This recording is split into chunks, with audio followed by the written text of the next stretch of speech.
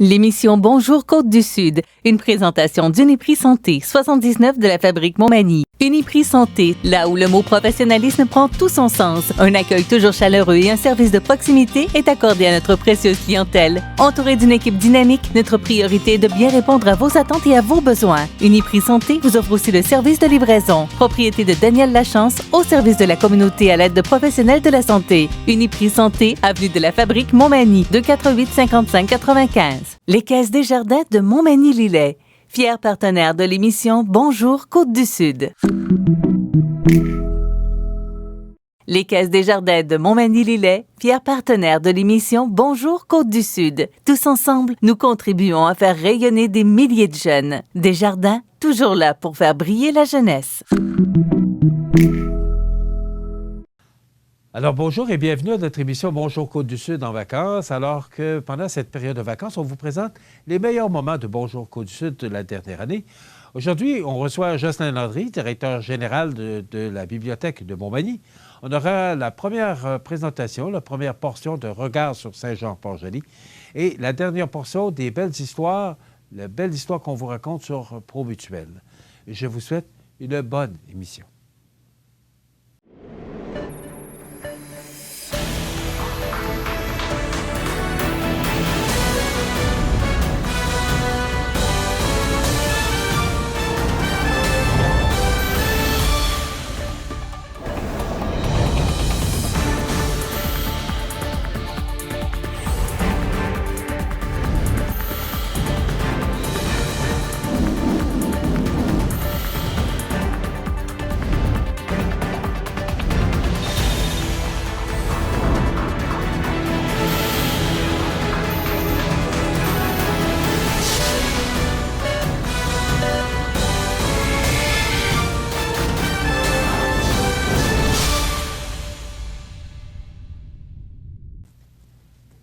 Mon prochain invité, vous le reconnaissez, il est chroniqueur ici, avec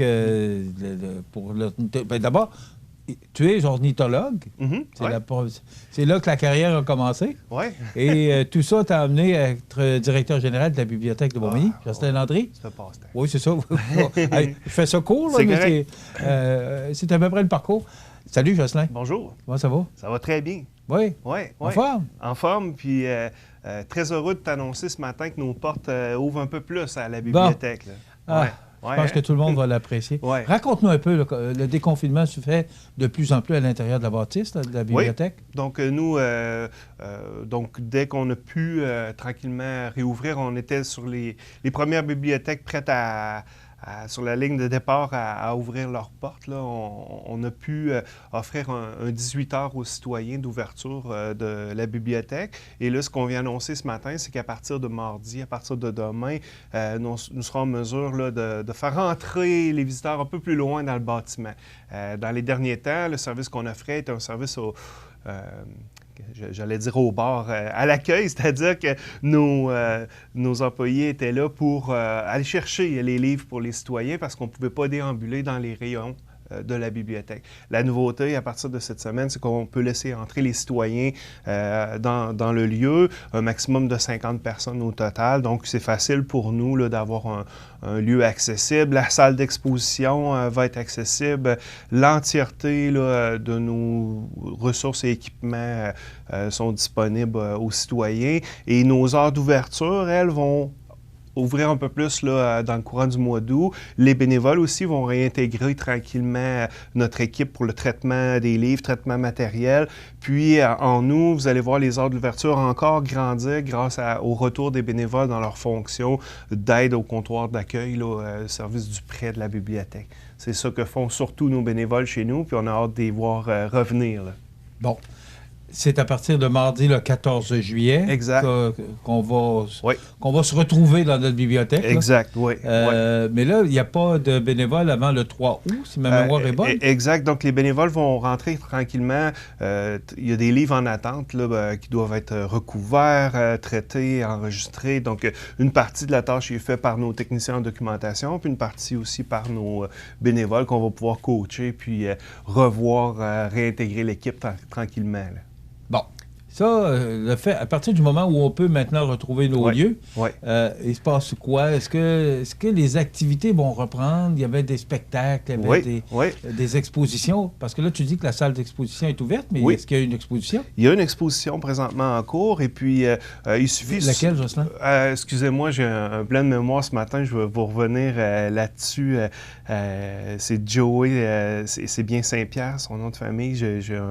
Il va m'en vouloir ce matin. Ça, c'est tout à fait normal. Je suis désolé. C'est bien correct, mais il y a une exposition. Oui, parce qu'en fait, dans notre tête, on est dans l'avant. Là, on est en train de concocter une programmation d'automne. Et puis, je me demande si, vous savez, on a un calendrier d'exposition qui était prêt un an d'avance à la bibliothèque. Donc, on a rebouger l'horaire, et puis aussi nos animations vont reprendre graduellement. Présentement, il n'y en a pas parce que ça n'a pas été planifié pour la période estivale. L'été, on prend toujours aussi une pause. Mais en septembre, ce qu'on va faire, c'est que la bibliothèque va réouvrir selon un horaire totalement comme on l'a connu par le passé, de 37 heures avec des animations. Puis des animations qu'on commence à concocter de façon où on va pouvoir faire à la fois du présentiel puis du virtuel. Ça, c'est quelque chose de nouveau qu'on a commencé récemment. On a eu 2 conférences au printemps en ligne. Donc, de façon virtuelle, on était capable d'apprendre sur l'histoire de la fête de la Saint-Jean-Baptiste. On a eu aussi la démonstration des fouilles archéologiques de la ville de Montmagny qui sont passées en ligne. Donc, on sera en mesure, dans les prochains mois, de vivre une expérience sur place, comme on l'a toujours fait à la bibliothèque, et avec l'option cliquable, si on peut dire, d'offrir en ligne aussi certaines activités. Donc, c'est nouveau, puis je pense que c'est une façon auquel on doit tous s'adapter, de voir les opportunités devant nous. Puis au point de vue technologique, des fois, on n'ose pas trop parce qu'on se dit, il y a des gens qui ne seront pas capables de suivre, mais là, je pense qu'à 2020, ça nous enseigne qu'il faut être proactif en termes de technologie. Et nous, à la bibliothèque, dans nos activités, il y aura des activités ludiques pour apprendre à se servir de nos moyens technologiques. Beaucoup de gens ont vécu l'isolement pendant la pandémie, et puis on voyait quand on communiquait avec eux pour leurs livres là, que s'ils avaient pu être en ligne, il y a toutes les options, toutes les activités de la bibliothèque en ligne. On peut jouer à des jeux, on peut apprendre une langue, on peut faire de la généalogie en ligne. C'est tous des services qu'offre notre bibliothèque qui sont moins connus, puis qu'on a pu faire connaître pendant la crise. Et puis, plusieurs maintenant peuvent s'abonner en ligne, peuvent réserver en ligne. C'est des options qui n'existaient pas avant. Nous, on est prêts à tout là, pour l'avenir, à être de plus en plus ouvert et accessible là, aux gens pour, comme je te le disais, casser l'isolement d'une certaine façon, mais aussi il y a des gens qui sont habiles là, avec leurs outils puis qui veulent apprendre.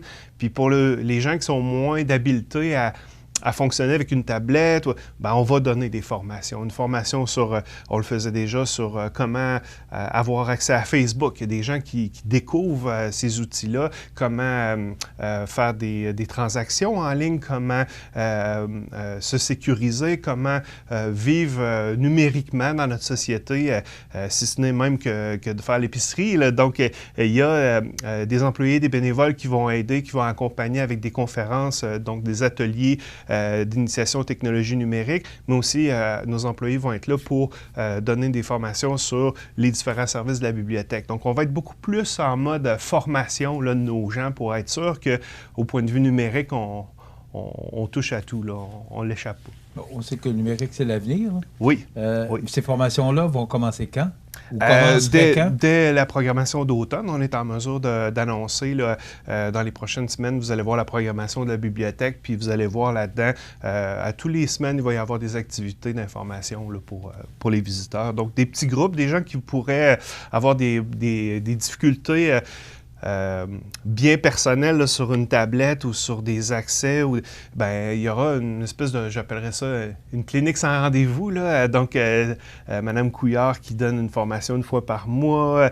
Donc, il y a des bénévoles. Il y a Danny Rouillard aussi qui est là, qui donne des formations. Donc, des bénévoles qui s'impliquent puis qui vont faire connaître leur savoir-faire auprès de nos usagers là, pour, comme je vous le disais, soit découvrir les services même de la bibliothèque ou soit découvrir tout simplement comment, de nos jours, on peut être présent sur le monde numérique. La pandémie a-t-elle affecté, parce que, bon, pas tout le monde qui peut aller sur le service en ligne. Là. Ouais. La bibliothèque était quand même fermée longtemps. Ouais, ouais. Est-ce que tranquillement les gens retrouvent... Est-ce que le service en ligne fonctionne plus? Oui. Comment c'est? Explique-nous un peu, là, Ben, parce que la pandémie a changé beaucoup de choses à plusieurs endroits. Oui. Est-ce que c'est le cas chez vous? Dans le monde, là, on disait que c'était 5 d'usagers qui vont consommer des livres virtuels. Là. Donc, ça, c'était comme ça à Montmagny, puis c'est comme ça ailleurs dans le monde.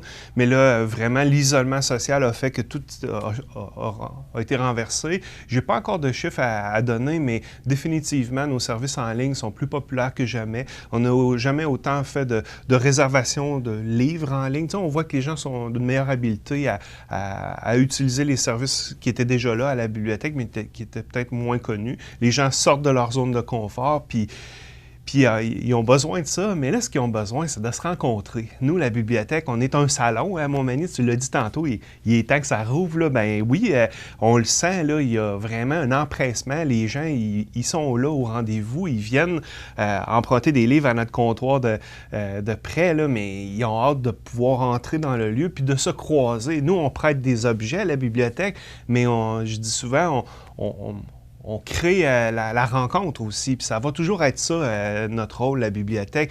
Cette idée du troisième lieu, cette idée où après la maison, puis le travail ou l'école, ben c'est un lieu d'échange, puis on a besoin de se revoir, les gens de Montmagny, puis oui, il y en a qui attendent avec impatience la réouverture. Le confinement, ça a été dur pour tout le monde. Oui.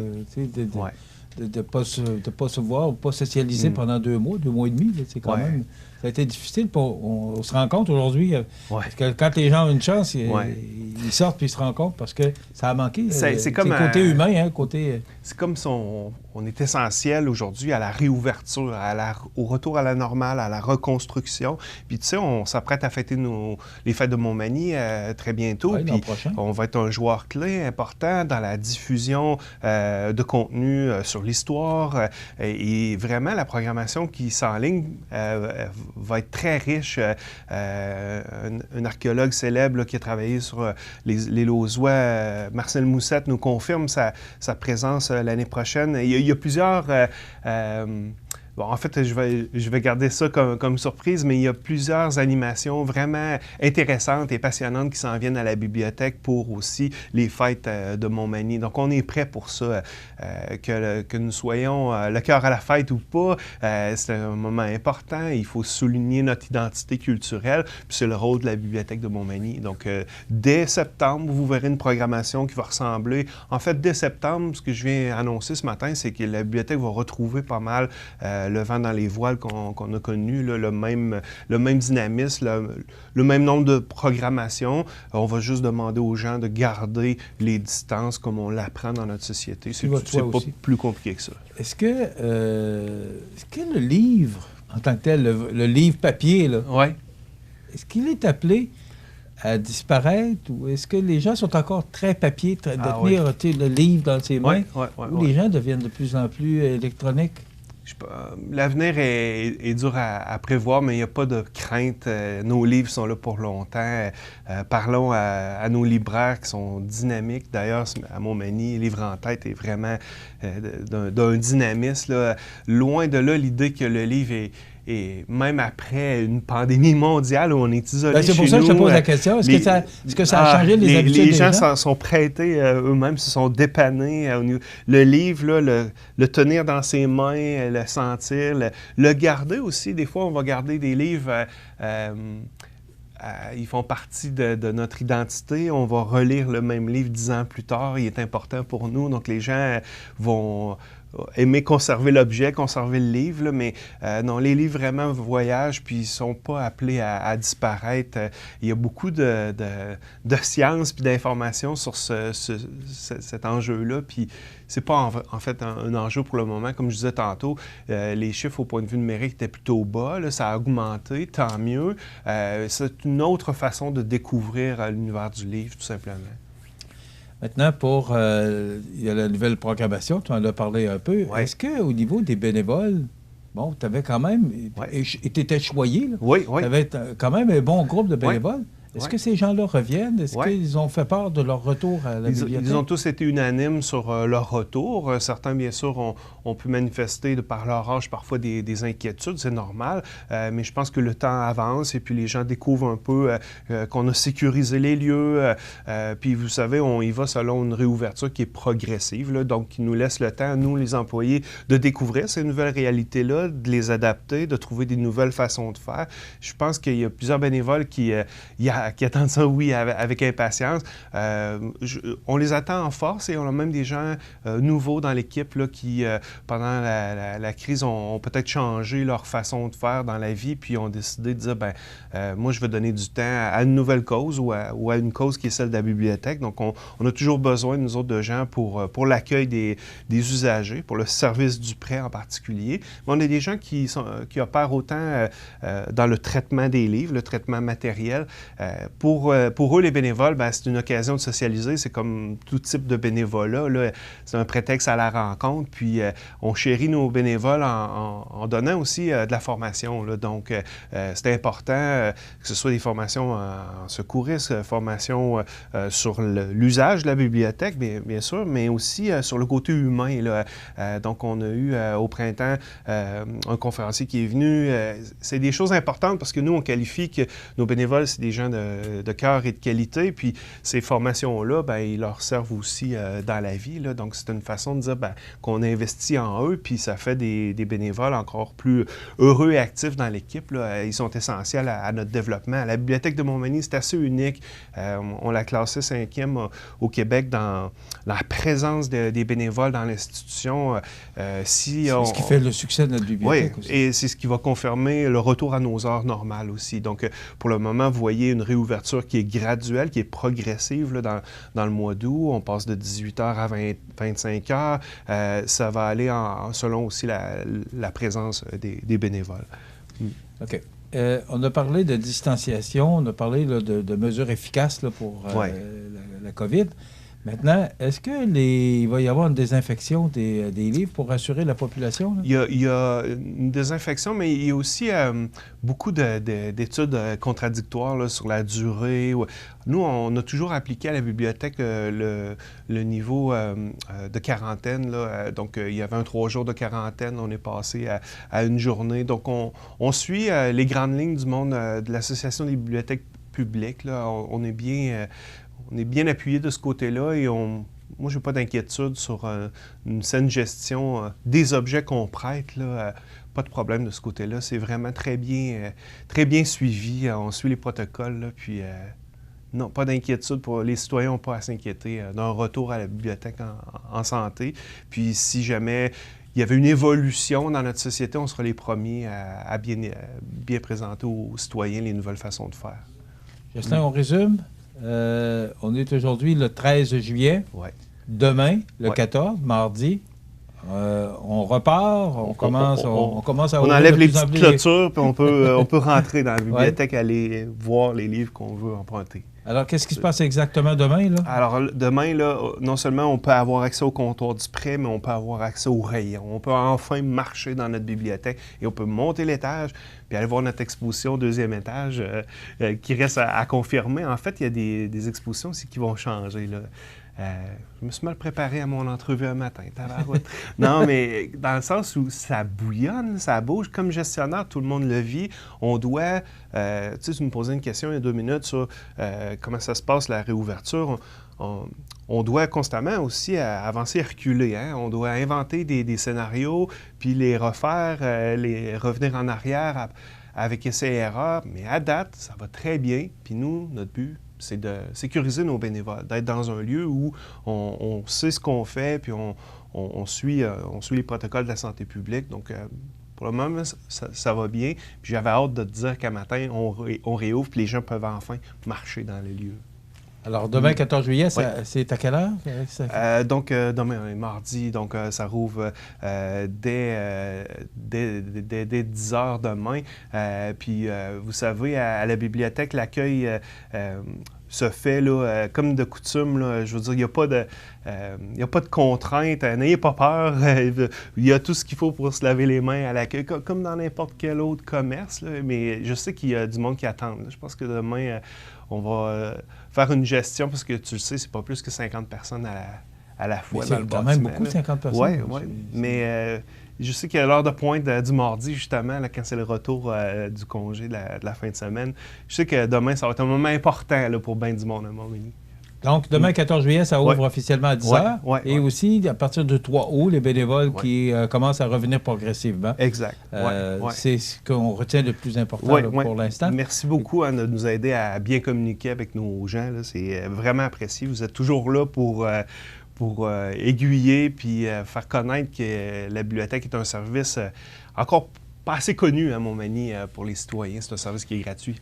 Quand ta programmation sera connue ou quand elle sera vraiment complétée, ça serait agréable de pouvoir la mentionner à notre auditoire. Merci, je prends ça en note. Merci. Merci beaucoup. Jocelyn Landry, directeur général de la bibliothèque de Montmagny. Donc, demain, 10 h, eh bien là, on pourra vous accueillir à nouveau dans ces beaux lieux, cette belle bibliothèque. Moi, ce que je retiens, c'est ce beau monument qu'on a réussi à faire avec la bibliothèque, le presbytère Saint-Thomas, que je trouve magnifique, associé avec la nouvelle partie de la bibliothèque. C'est vraiment très beau. C'est ce que vont redécouvrir. Quand on rentre dans la bibliothèque, je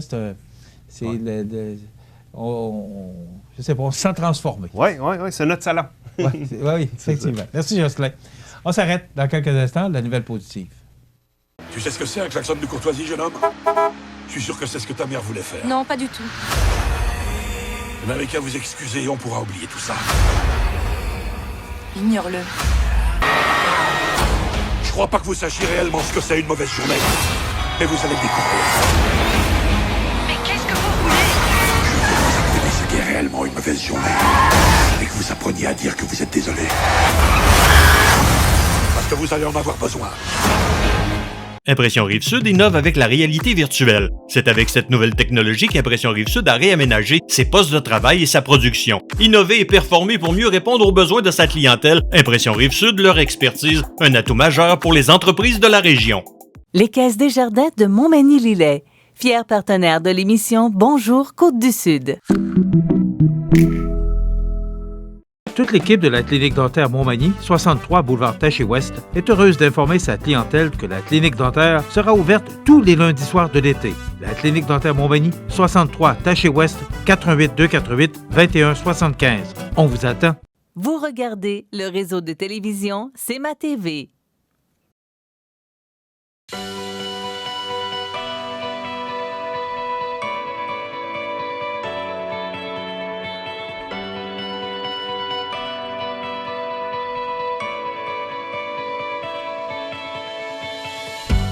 Dans le cadre de la série Regard sur Saint-Jean-Port-Joli, aujourd'hui, dans ce premier épisode, nous rencontrons le maire, M. Normand Caron. Bonjour. Bonjour, M. Lavoie. Et il va nous entretenir de Saint-Jean-Port-Joli au passé, parce que c'est un gros passé, Saint-Jean-Port-Joli, donc il va nous en parler, et Saint-Jean-Port-Joli au présent. Après ça, j'ai dit là, je vais tout vous arrêter, parce que dans le 4e épisode, M. Caron va nous parler de Saint-Jean-Port-Joli de demain, parce qu'ils ont des plans, puis des très belles choses. Donc, on commence avec le passé. Donc, bonjour. Bonjour. Et Saint-Jean-Port-Joli, c'est là depuis longtemps, bien avant vous, là. Oui, beaucoup plus longtemps que moi, donc, heureusement. On parle de quelle année?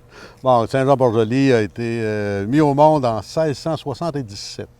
Le comte de Frontenac, Louis Buade, a cédé la concession de la seigneurie du Port-Joli à M. Noël Langlois, qui a été le premier propriétaire ou premier occupant au niveau de la seigneurie du Port-Joli. D'où le nom du Port-Joli. D'où le nom du Port-Joli. Et aujourd'hui, il y a eu une croissance. Puis qu'est-ce qui a amené la croissance de Saint-Jean-Port-Joli? Est-ce que c'est sa localisation stratégique sur le bord du fleuve? Ben, c'est sûr que sur le bord du fleuve, c'était la voie principale au niveau du commerce et des déplacements des personnes, mais il y a aussi la qualité des terres qu'on a à l'intérieur du pays qui ont fait que, justement, les colons ont pu s'installer beaucoup plus facilement, défricher et avoir une très belle culture là, pour faire profiter de leur famille aussi. Donc, comme on dit, parce que chez nous, c'est pas des terres de roche ici, c'est des belles terres. Il y a des belles terres à Saint-Jean-Port-Joli. OK, Oui. donc ça l'a aidé. Ça a été un premier développement. Oui. Développement agricole, puis tout ça avant le développement économique. Absolument. Mais si on regarde la croissance de Saint-Jean-Port-Joli, qu'est-ce qui a amené cette croissance-là, puis qu'on ait un aussi beau tissu social à Saint-Jean-Port-Joli? Je vous dirais que tout ce qui a amené à Saint-Jean-Port-Joli à partir des années 40, quand tout le phénomène de la sculpture a été implanté, a été commencé à Saint-Jean-Port-Joli par Médard Bourgault et ses frères, c'est là que la renommée de Saint-Jean-Port-Joli au niveau culturel, au niveau qu'on appelait dans le temps l'artisanat, a amené la renommée de Saint-Jean-Port-Joli, qui a développé autour de Saint-Jean-Port-Joli, justement, plein d'industries et de boutiques connexes pour, justement, amener beaucoup de touristes, puis l'industrie touristique s'est développée. Voilà, c'est ça, parce que si on parle de la sculpture, mais il y a eu aussi du tissage. Oui, du tissage par Mme Chamard. Mme Chamard. Tout ce qui est des métiers là, manuels par Mme Chamard, les bateaux Leclerc Ben aussi, oui, les bateaux Leclerc. qui ont découlé justement du départ avec Médard Bourgault au niveau de la sculpture sur bois. Donc, tout un petit cachet historique à Saint-Jean-Port-Joli. Absolument. C'est vrai, c'est imprégné d'histoire. Oui. On a eu aussi l'industrie maritime qui, au départ, a, on l'a appelé le port Joli. Oui, oui. Donc, avec le quai, puis tout ce qui a été du commerce maritime qui a amené aussi Saint-Jean-Port-Joli à se développer de ce côté-là. Donc, si on regarde présentement, nous sommes en 2019, la population présentement, c'est à peu près... 3300 environ. 3300, OK. Oui. Puis si on regarde le volet économique, oui. Le nombre d'industries. À Saint-Jean-Port-Joli, présentement, on a 10 industries majeures. Oui, des majeures, oui, on parle de majeures. On parle entre autres là, de Rousseau, oui. Gagnon Plastique, donc des industries importantes, là, puis les principaux employeurs à Saint-Jean-Port-Joli. On parle d'industrie touristique aussi, de façon générale, à ce niveau-là, qui, pour la période estivale, qui amène beaucoup un important employeur. Et en plus, il y a des entreprises de services? Oui, combien, on a 80 entreprises de services à Saint-Jean-Port-Joli. Plus du commerce? Plus du commerce, environ 250 commerces à Saint-Jean-Port-Joli. Donc, économiquement? Saint-Jean-Port-Joli, au niveau de la MRC de l'Îlet, là, est le pôle économique là, diversifié pour soit les services, soit au niveau des commerces, au niveau de la population de Saint-Jean et de la population de la région aussi. Si on regarde, je reviens un peu au passé. Quels ont été peut-être les dossiers les plus difficiles pour Saint-Jean-Port-Joli? Je vous dirais, au départ, Saint-Jean-Port-Joli avait, comme il y a eu beaucoup d'augmentation de population, puis au niveau du secteur urbain, s'est développé énormément.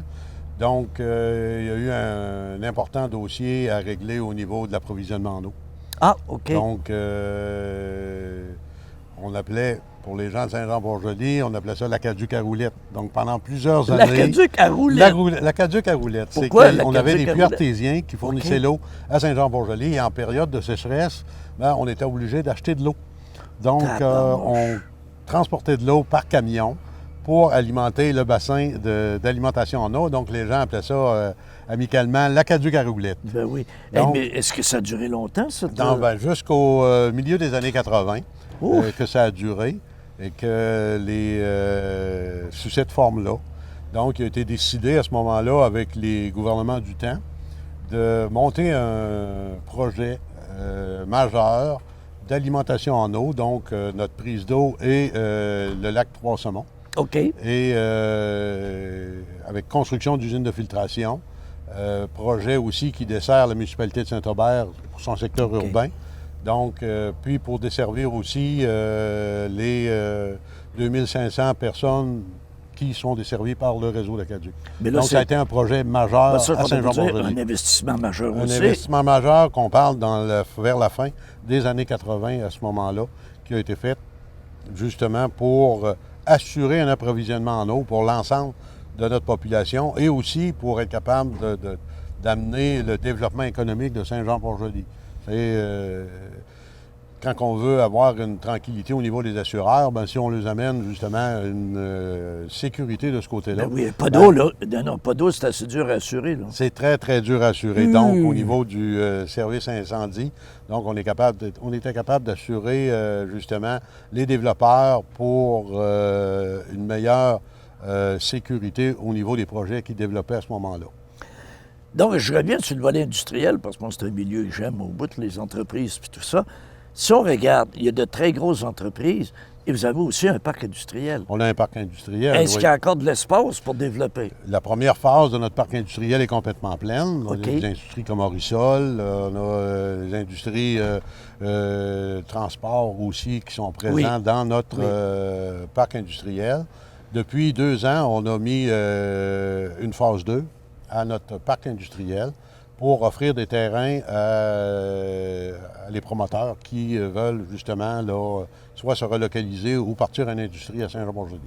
Bien, à ce moment-là, ça va être plus du côté sud de la 20? On a mis toujours du côté nord de l'autoroute 20. OK. C'est une bande de terrain qu'on a acquis il y a 2 ans et puis qui est située immédiatement au nord de notre parc industriel présent.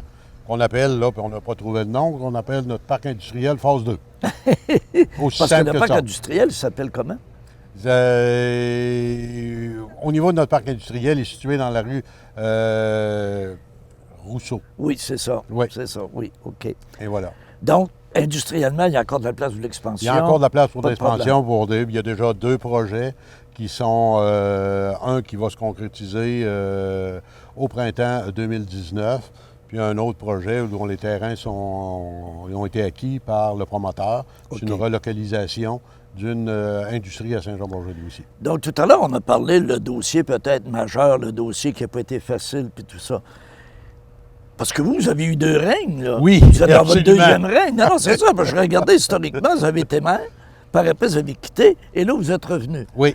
Dans ces 2 règnes-là, Oui. quel a été le plus beau projet ou la plus belle surprise que vous avez eue? Le plus beau projet, je vous dirais, là, qu'on a tenu à cœur puis qui a eu une très, très forte majorité de la population, c'est notre parc des Trois-Bérets.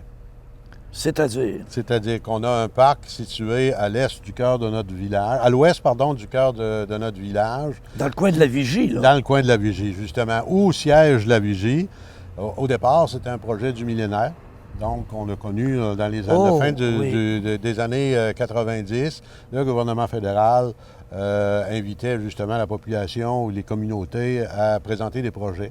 Donc, c'était un projet qui a été présenté au gouvernement fédéral justement pour mettre en valeur le potentiel et tout le capital de sculpture qui se fait à Saint-Jean-Port-Joli. Tous les ans, il y avait une biennale. Oui. Une biennale de la sculpture, un événement qui invitait des sculpteurs à s'exécuter puis à produire des œuvres sur des billes là, de façon très massive, là, des grosses billes de pain. Donc, on voulait justement mettre en valeur ces œuvres d'art-là. Donc, on a présenté un projet pour, qu'on appelait à ce moment-là notre galerie d'art à ciel ouvert. Ah ben oui! Pour justement aménager le terrain qui avait été acquis par la municipalité et sur le bord du fleuve. Donc, permettre aux gens d'avoir un accès au fleuve immédiat et nourrir ce parc-là par des œuvres qui ont été faites lors des internationales de la sculpture. Puis par le nom, les Trois-Bérets, oui. C'est un clin d'œil à... Bien, c'est un clin d'œil aux 3 frères Bourgault, Médard, André et Jean-Julien, qui ont été les frères Bourgault, qui ont été les initiateurs de tout ce qui est de la sculpture sur bois à Saint-Jean-Port-Joli. Si on dit sculpture sur bois, c'est un automatisme. Bourgault, c'est les Bourgault. Et la particularité des frères Bourgault, c'est que les 3, ils portaient un béret. Ben c'est ça, là. Donc, c'est pour ça qu'on a appelé, puis les gens à Saint-Jean-Port-Joli, il y avait toujours un béret. C'était leur marque de commerce. C'était leur marque de commerce. C'était toujours chapeauté par un béret. Donc, les gens... C'était dans leur ADN, eux autres. Là. Les 3 bérets. Okay. Donc, ça a été le parc des 3 bérets en l'honneur, justement, des 3 frères Bourgault. Puis, les 3 Bourgault aussi ont fait de la navigation. Donc, ils ont été aussi... ils ont fait de la navigation. Donc, le fleuve, la sculpture... On tombait justement là, dans tout ce qui a fait la marque là, des frères Bourgault. Puis aussi, donc, à ce moment-là, Saint-Jean-Port-Joli, on ne se trompe pas. Le bois, sculpture, la mer, l'eau. Oui, absolument. Puis c'est bien développé. Tout est bien développé. Comment est-ce qu'il y a le bien, cabotage qui a été, puis à partir de Saint-Jean-Port-Joli, l'industrie forestière du sud du comté de Lillet, à ce moment-là, le transport de la pitoune par les goélettes, donc ils se chargeaient des goélettes à Saint-Jean-Port-Joli, et puis c'était une activité économique là, de premier plan à Saint-Jean. Donc l'eau, là, à Saint-Jean-Port-Joli, c'est pas juste beau. Non. Il y avait une utilité, puis il y avait un volet industriel de l'eau. Oui, absolument. Absolument. Puis ce qui est le fun, ça a une utilité, puis c'est très beau. Parce que si on regarde Saint-Jean-Port-Joli, je m'excuse, c'est un endroit extraordinaire. Tu vois l'eau, tu vois Charlevoix de l'autre côté. C'est génial, des couchers de soleil, supposément les plus beaux. Ben, on nous dit que Charlevoix possède des beaux couchers de soleil. Mais la particularité qu'on a avec Charlevoix, nous autres, on les voit. Aujourd'hui, avec les réseaux sociaux, Facebook de ce monde, c'est qu'on est capable d'avoir des campagnes de publicité, ça ne nous coûte rien, parce que tu as des gens qui sont fiers de partager, qui sont dans un endroit extraordinaire. D'ailleurs, on est là. Oui. On est à Saint-Jean-Port-Joli, regarde ça, et là, ça partage pour des milliers et des milliers de fois. Donc, juste votre localisation stratégique, ça vous donne un avantage extraordinaire. Absolument. Tout le secteur du cœur du village, tout l'environnement du quai de Saint-Jean, le parc nautique, commerce, restaurants qui sont dans ce secteur-là, tout ce qui est du sentier qui a été aménagé par les amis du Port-Joli. Voilà. Donc, c'est quoi d'extraordinaire qui ajoute justement au cachet de Saint-Jean-Port-Joli. Et j'aimerais qu'on prenne quelques secondes pour deux sujets, pour moi, qui sont importants. On en parlait tout à l'heure en dînant. D'abord, les bénévoles. Pas de bénévoles. Non, pas de bénévoles. Non, tout ce qui est... regardez Saint-Jean-Port-Joli, puis enlevez les bénévoles, puis il n'y a plus rien. Il n'y a plus rien. Et aussi, vous avez des entreprises qui sont généreuses. Oui, on a des entreprises qui appuient les projets de Saint-Jean-Port-Joli. On n'a qu'à penser à notre amphithéâtre, notre aréna. Oui. Ça a été monté par des bénévoles, financé par des entreprises de la région en très grosse partie qui ont cru au projet, qui ont appuyé ces gens-là. Et puis, ça fait au-delà de 30 ans que l'amphithéâtre Rousseau existe à Saint-Jean-Port-Joli. Et c'est encore un amphithéâtre administré par un OSBL, appuyé par les gens du milieu et la municipalité. Donc, les gens sont gentils avec Saint-Jean-Port-Joli. Saint-Jean-Port-Joli est gentil avec ses gens. C'est peut-être ça la recette secrète. Absolument. Absolument. Donc, Monsieur le maire, je vous remercie et on se revoit pour le 4e épisode où on va parler de Saint-Jean-Port-Joli au futur et je le sais qu'il y a un futur. Absolument. Merci. Très bien.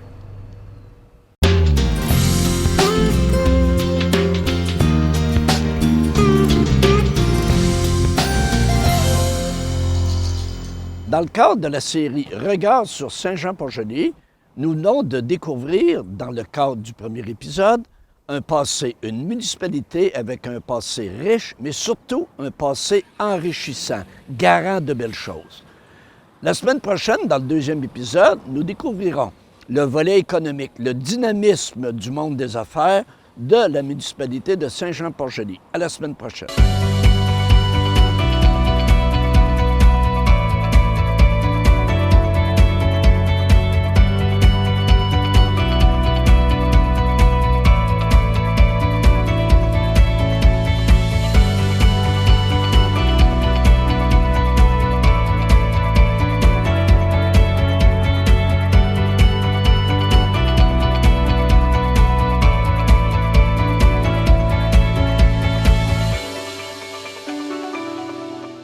En 1833, un jeune de 20 ans eut une idée.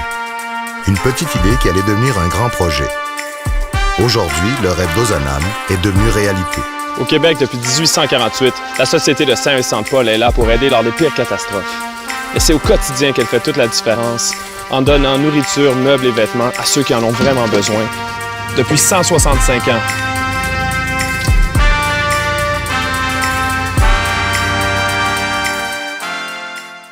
Votre magasin Coop, c'est un large éventail de fruits et légumes, gâteaux personnalisés, mets cuisinés, bouchées à votre service, charcuterie, fromage, poissons frais, produits locaux. Une fraîcheur garantie à chacune de vos visites. À votre magasin Coop IGA Extra de Montmagny. Desjardins et ses membres sont toujours là pour faire briller la jeunesse. Les jeunes ont des rêves, des ambitions, des projets. Et les Caisses Desjardins de Montmagny-Lillet sont fiers de les soutenir et de les faire rayonner. Desjardins, toujours là pour faire briller la jeunesse. Les jeunes ont des rêves, des ambitions, des projets. Et les Caisses Desjardins de Montmagny-Lillet sont fiers de les soutenir et de les faire rayonner. Desjardins, toujours là pour faire briller la jeunesse. Desjardins, toujours là pour faire briller la jeunesse. Vous regardez le réseau de télévision C'est ma TV. Promutuel a un passé riche et un présent prospère. Nous l'avons découvert. Qu'en sera-t-il de demain? Nous le saurons dans quelques instants en discutant avec M. Pierre Beauregard, directeur général de Promutuel Montmagny-Lillet.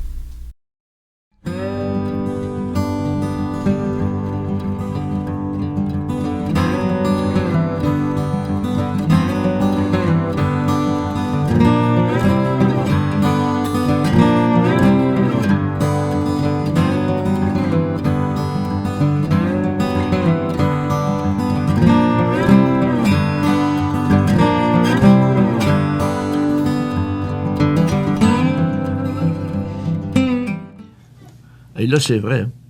Bonjour. C'est Bonjour. vrai, ça passe vite. C'est la dernière. Quatrième. C'est la dernière. Oui. OK. Et là, on a 15 minutes seulement pour nous parler du futur, parce que vous avez tellement de choses à dire sur le futur. Parce que, tout d'abord, un petit condensé. On l'a vu, le marché change, puis il change vite en tabarnouche. Les produits changent, les besoins changent, l'intelligence artificielle, la technologie, les mythes, là. Tout est là. Mais, vous m'avez dit que chez Promutuel, l'essence, la base, l'âme, l'ADN va toujours être le volet humain. Donc, on attaque le futur par Promutuel. Donc, on y va. C'est ça, c'est un grand défi, le futur. C'est un grand défi. Et c'est un défi qui a comme deux axes, deux façons de faire. Évidemment, oui, Promutuel, on l'a tout le temps dit, on est proche de nos membres, on veut être là, on veut lui parler, on est accessible, on est en place dans le milieu et ça va rester.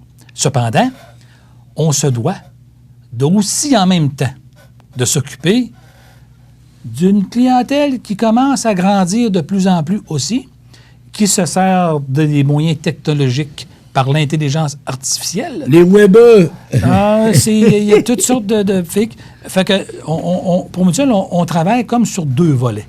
Le volet humain, ça, il demeure, c'est notre raison d'être, puis c'est notre histoire. Oui. Mais par contre, on ne peut pas négliger, de façon affaire et de façon concurrentielle, on ne peut pas négliger aussi de développer des façons de faire de façon à répondre aux besoins des gens qui aiment le faire eux-mêmes, soit par leur téléphone intelligent, soit par l'ordinateur, par l'Internet, ou de d'autres moyens. Là, maintenant, évidemment, ces deux clientèles-là vont se côtoyer longtemps encore. Oui, parce qu'on commence à avoir beaucoup de publicité sur des entreprises qui sont strictement informatisées. Ça a une certaine limite, parce que, évidemment, c'est des algorithmes logiciels qui vont décider à la place de l'humain. Ouais. Bien là, il faut vivre avec ça. Maintenant... C'est des calculs. Selon les ratios, t'es pas dedans. Lorsqu'il arrive un sinistre, cependant, mais les gens aiment bien avoir des conseils, parce que c'est toujours un peu stressant, cette période de vie, des fois, qu'on peut vivre. Là. Mais quelque part, nous, on est conscients qu'on se doit de développer les deux façons de faire. Et tout cela en se demandant aussi, vous savez, depuis quelques années, on entend beaucoup parler de la voiture électrique. Ah ben oui. Elle est là, la voiture électrique. Oui. Oui. On commence à entendre parler de l'automobile qui va se conduire tout seul. Elle commence à être là. Oui. Elle n'est pas tout à fait on ne la voit pas encore à Montmagny, là, mais au Texas, il y en a. Oui. Après ça, il commence à avoir des flottes de véhicules qui, c'est même commencé dans notre région, les gens se partagent des véhicules. Ben oui. La question est simple, c'est si une automobile se conduit seule, parce qu'il n'y a pas de chauffeur, puis qu'elle a un accident, qui est responsable? Oups! L'assurance doit se pencher sur ces questions-là. Là, parce que j'en ai vu des vidéos. Les gens sont assis à l'arrière de l'auto, ils lisent leur journal, puis on s'en va au bureau. Il n'y a personne qui conduit en avant. Puis il y a un photoradar, c'est qui, là? C'est qui va trop vite? Non! Mais c'est des questions qu'actuellement, nos lois ne sont même pas encore là. C'est vrai, pareil. Okay? Fait que, il y a, en plus de l'aspect protection, il y a un aspect responsabilité. Et ça, c'est un grand débat. C'est un mot, responsabilité, c'est un mot qui va avec assurance, là. L'ordinateur, qu'est-ce qu'il va faire s'il voit un piéton traverser? Est-ce qu'il va l'éviter ou il va... Tu sais, il y a plein de... Est-ce qu'il va freiner ou accélérer? Non. Peut-être pas là, mais est-ce qu'il va préférer sauver la tôle ou sauver la vie? C'est ça. C'est là qu'on est en... Éthiquement parlant, les assureurs, les questions sont... C'est pas simple, là. C'est vraiment pas simple, là. Mais par contre, vous dites, ça, c'est l'extrême. Mais entre-temps, je pense que, vous savez, moi, je dis tout le temps, oui, aujourd'hui, lorsqu'on parle d'automobile électrique, c'est rendu beaucoup dans les mœurs des gens. Les gens en veulent. Ils n'en fabriquent même pas assez parce que les gens en demandent. Mais voilà 10 ans, là, c'était même trop cher, pensez pas à ça. Tout ça va s'ajuster avec le temps. Puis je pense que moi, je vois dans le futur de l'assurance, dans le futur de nos assurés, bien, je pense qu'on va s'adapter au changement. Autant que nos parents se sont ajustés aussi, que nous autres, on va le faire. Puis, je veux dire, il y a des questions qui se posent, mais il y a des gens qui vont réfléchir à ça puis qui vont trouver des solutions. Oui. Puis c'est important parce que nos parents sont ajustés de la voiture à cheval à l'automobile, bien, ça ne prenait pas les mêmes routes. Non. Ça rencontrait ceci, c'est ça, mais ils ont su s'adapter. Bien, nous aussi, il va falloir le faire. La technologie va nous amener... oui, on parle beaucoup d'automobile, mais la technologie nous amène en habitation des protections qu'on n'imagine pas, v'là 10 ans, là, soit par de la surveillance électronique. Dans le domaine agricole, aujourd'hui, les fermes sont plus grosses parce qu'il y a des moyens techniques que les traites se font tout seuls. Ce qui n'existait pas il y a 25 ans. C'est sûr que c'est ce qui permet aux entreprises de grandir. C'est pas mauvais, la technologie, là. Il faut juste s'adapter à ces changements-là et de les vivre. Il ne faut pas devenir esclave de la technologie. La technologie est là pour nous aider, mais il ne faut pas devenir esclave. Mais quand on regarde nos cellulaires, des fois, on est pas mal dépendant, mais il y en demeure pas moins que... C'est vrai, pareil. Souvenons-nous juste du temps où il n'y avait pas de courriel. Comment est-ce qu'on fonctionnait? Les fax. Moi, je pense qu'on est plusieurs dans nos auditeurs qui ont connu l'évolution. Les premiers fax qui sont arrivés dans les bureaux. Après ça, les premiers courriels. Les premiers guichets automatiques sont en train de fermer les guichets automatiques. V'là 25 ans, ça arrivait sur... Aujourd'hui, ils sont en train de les fermer parce que c'est la monnaie électronique. La monnaie avec le cellulaire. C'est ça. Je pense que dans tous les domaines, il y a des nouveautés. Mais il en demeure qu'il y a toujours une partie de notre monde qui va continuer à faire selon ce qu'on vit aujourd'hui. Mais les plus jeunes ou les plus... Pas nécessairement les plus jeunes, mais les plus, disposés vont prendre d'autres chemins qui vont évoluer avec tout notre monde. Puis ça va se faire très bien. Moi, je suis convaincu qu'on va certainement trouver des solutions. Mais... on va le faire ensemble, puis je veux dire, année après année. Ah ben oui. Parce que là, une année à la fois. Ce qu'on se doit d'éviter, c'est de se comparer avec des régions comme Silicon Valley. Les autres sont top techno.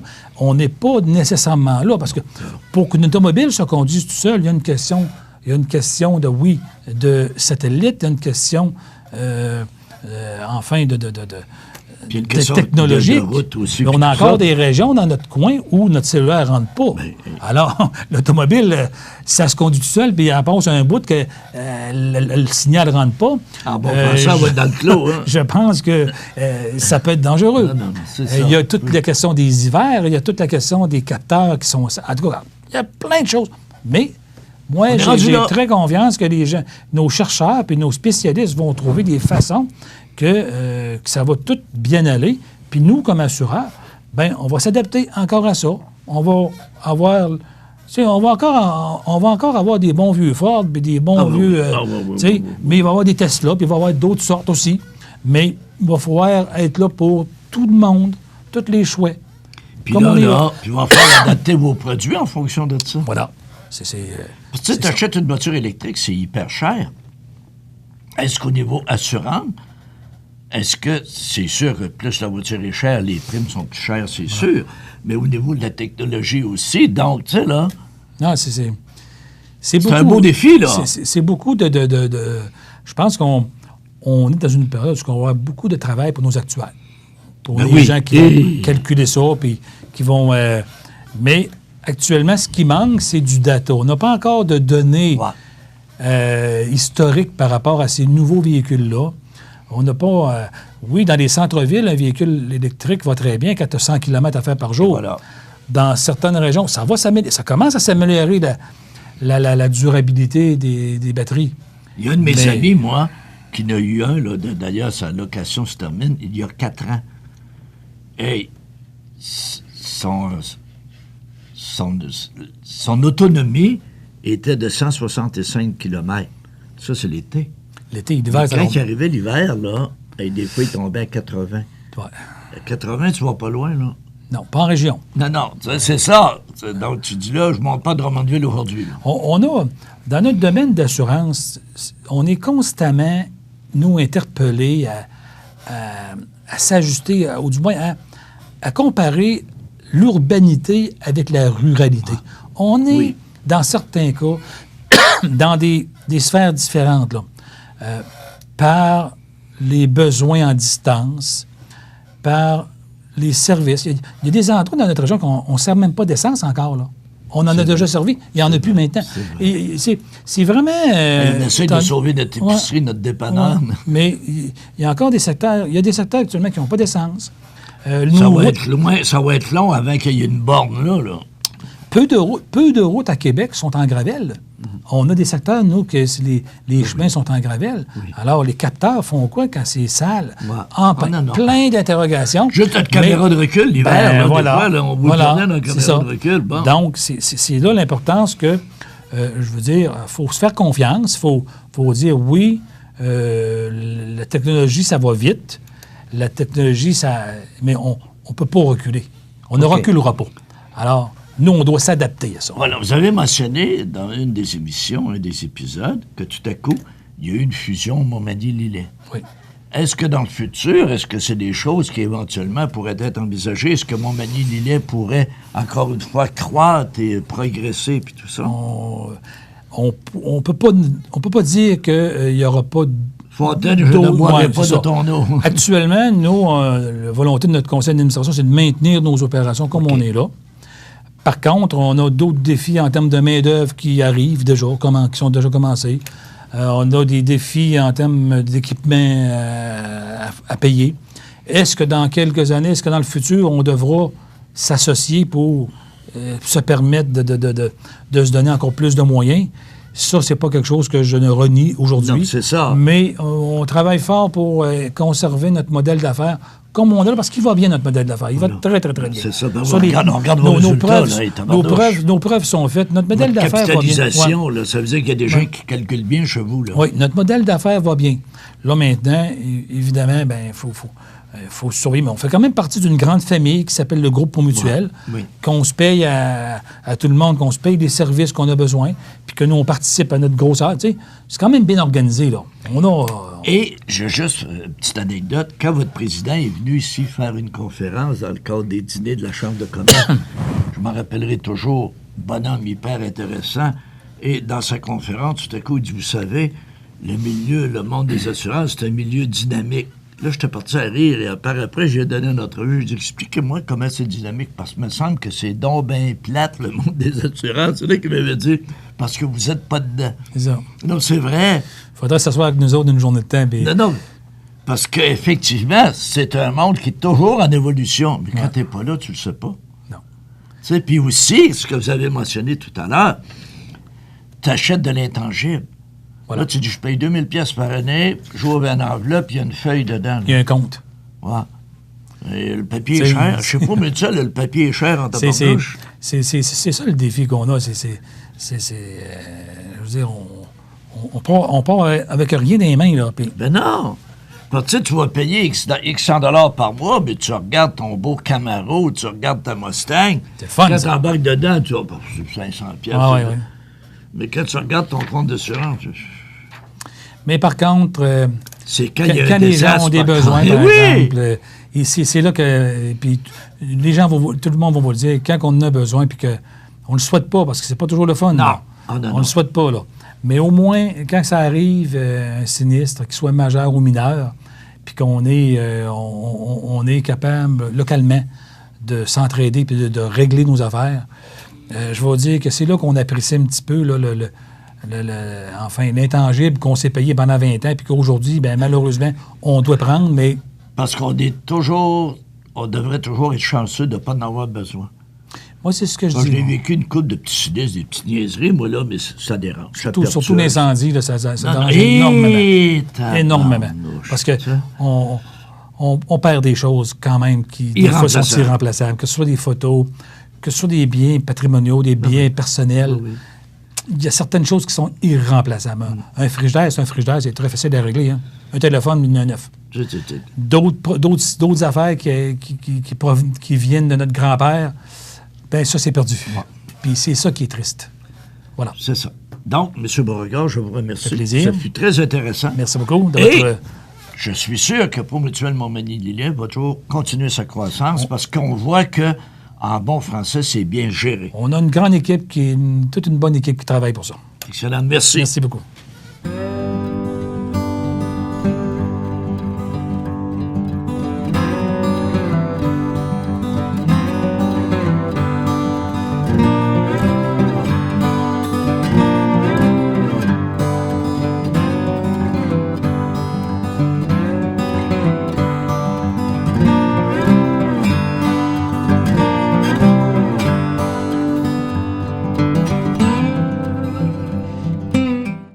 Desjardins et ses membres sont toujours là pour faire briller la jeunesse. Les jeunes ont des rêves, des ambitions, des projets et les caisses Desjardins de Montmagny-Lillet sont fiers de les soutenir et de les faire rayonner. Desjardins, toujours là pour faire briller la jeunesse.